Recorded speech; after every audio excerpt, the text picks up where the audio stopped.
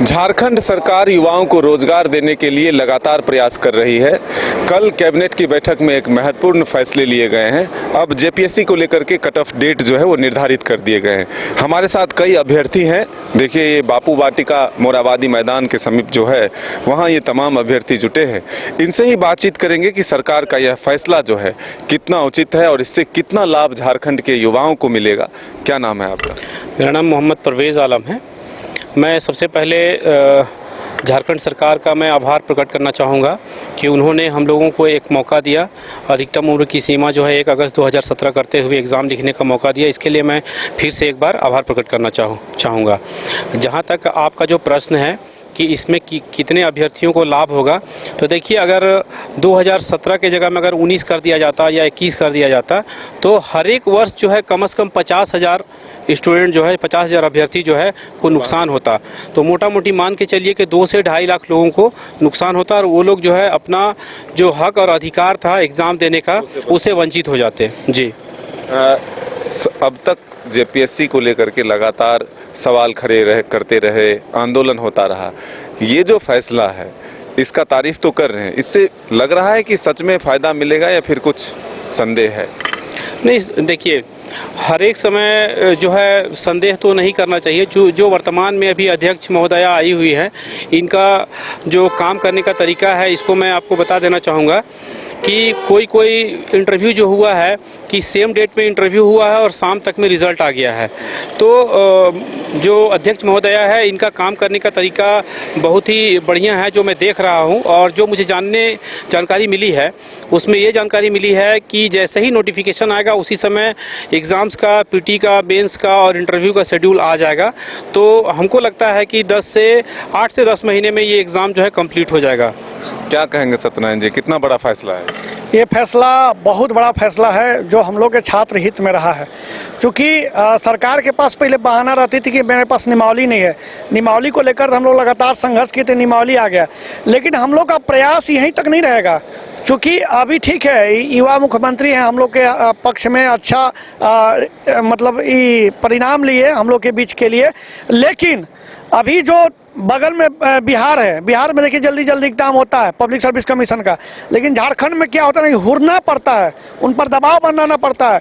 यहाँ के आयोग के चेयरमैन और बड़े बड़े पदाधिकारियों से प्रार्थना करना पड़ता है, तब इन लोगों को सुखबुगाहट लगती है। हम लोग का जो ये संघर्ष है ये अभी शांत नहीं रहने वाला है।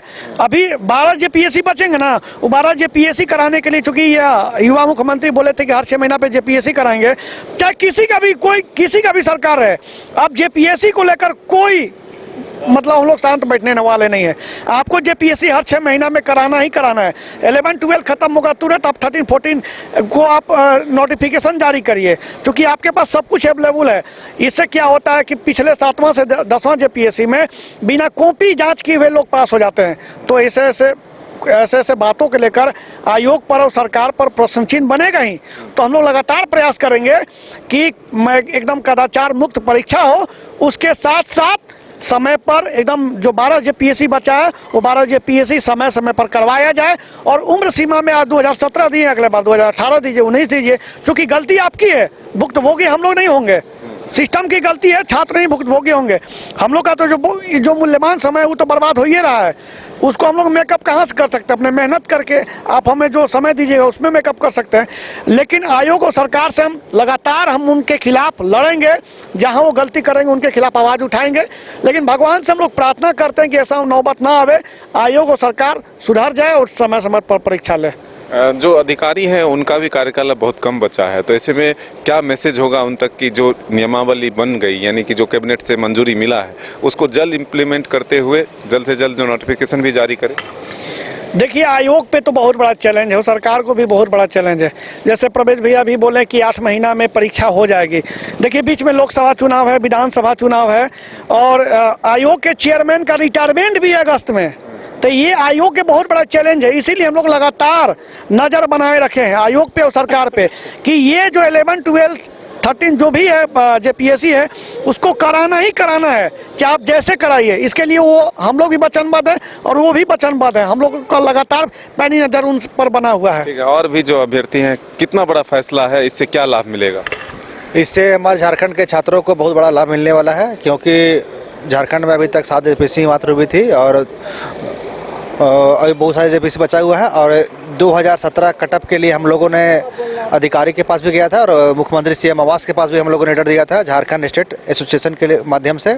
और वो कल जो कैबिनेट का फैसला आया है उससे हमारे झारखंड के करीब लाखों युवाओं को बहुत बड़ा लाभ हुआ है, जिससे कोई भी इससे परीक्षा से वंचित नहीं हो पाएंगे। आपका क्या उम्र सीमा खत्म हो गया? नहीं, हमारी उम्र सीमा थी। ठीक है। हाँ, क्या कहेंगे, क्या मैसेज होगा सरकार को? यह जो फैसला है इसको किस रूप में देखते हैं? जी, माननीय मुख्यमंत्री से मैं यही कहना चाहेंगे कि जो कहीं ना कहीं ये है कि जो एज के कटअप से छूट मतलब मिला है उसके लिए हम माननीय मुख्यमंत्री से साधुवाद करेंगे। और जो कहीं ना कहीं ये है कि वोटिंग के टाइम में, जैसे वोटिंग हो रहा है इसके टाइम में कहीं ना कहीं ये स्टूडेंट लोग को लुभावना दे रहे हैं कि ये जेपीएससी दे रहे हैं, ये फलना दे रहे हैं, ये सब देने के कहीं ना कहीं ये लुभावना है छात्रों के लिए। हम एक खुद जेपीएससी का छात्र हैं, मतलब एक प्रलोभन देने का कोशिश कर रहे हैं। हाँ जी जी। तो बिल्कुल देखिए, ये तमाम जो अभ्यर्थी हैं इनका बस एक ही मांग है कि नियमावली जो बनी है, जिसे कैबिनेट ने मंजूरी दिया, अब उसे ज़मीन पर उतारा जाए, जल्द से जल्द नोटिफिकेशन जारी की जाए और उस नोटिफिकेशन के माध्यम से जल्द नियुक्तियां भी पूरी कर ली जाए। तभी जाकर के राज्य के छात्रों के हित में यह फैसला होगा, वरना इसे सिर्फ एक चुनावी घोषणा माना जा सकता है। अपने सहयोगी राजबल्लभ के साथ मदन सिंह, न्यूज़ बाइस्कोप, रांची।